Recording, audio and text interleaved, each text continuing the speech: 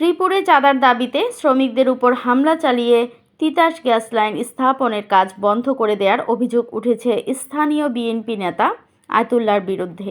গাজীপুরের শ্রীপুর উপজেলার নয়নপুর এলাকায় চাঁদা দাবি করে তিতাস গ্যাস লাইন বন্ধ করে দিয়েছেন বিএনপি নেতা। জানা যায়, আয়তুল্লাহর নেতৃত্বে একদল দুর্বৃত্ত শ্রমিকদের উপর হামলা চালিয়ে গ্যাস লাইন স্থাপনের কাজ বন্ধ করে দেয় এবং একটি খনন যন্ত্র বেকু নিয়ে যায়।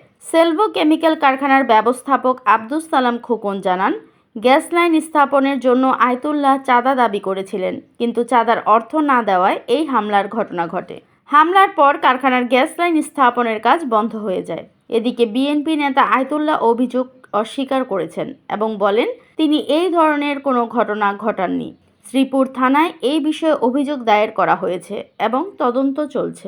80-90 জন লোক হঠাৎ করে আইছে, আহেরে কোনো কথা নাই, এই এনো কাম করে গেলা, আহেরে ডেকুলারে মাইল লাগাই দিছে। সেলভো কেমিক্যালের যে একটা কাজ চলতেছে গ্যাস লাইনের, এটা তিতাসের অনুমোদিত, কিন্তু এখানে আমরা সবাই উপস্থিত ছিলাম বলতে কি আমরা গাড়ি ঘোড়া ক্লিয়ার করার জন্য উপস্থিত ছিলাম। কিন্তু এখানে প্রথমে আসছে হলো ফজলু, তারপরে আসছে হলো ওহিদ আরেকে সিরামিক্সের সামনে থেকে, তারপরে আসছে হলো আয়তুল্লাহ।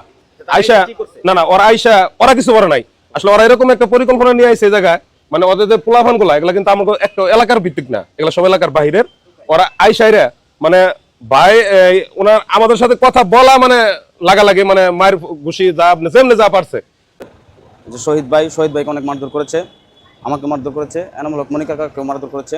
পোলাপান এসে ওই দিক ঘিরিক দিয়ে এনামূল ভাই ওরা হুমকি দিছে, ওরা আসে এর মধ্যে এসে কাম বন্ধ দিয়ে ওরা ভিগু টিকু নিয়ে চলে গেছে। দৈনিক আজকের বাংলা .net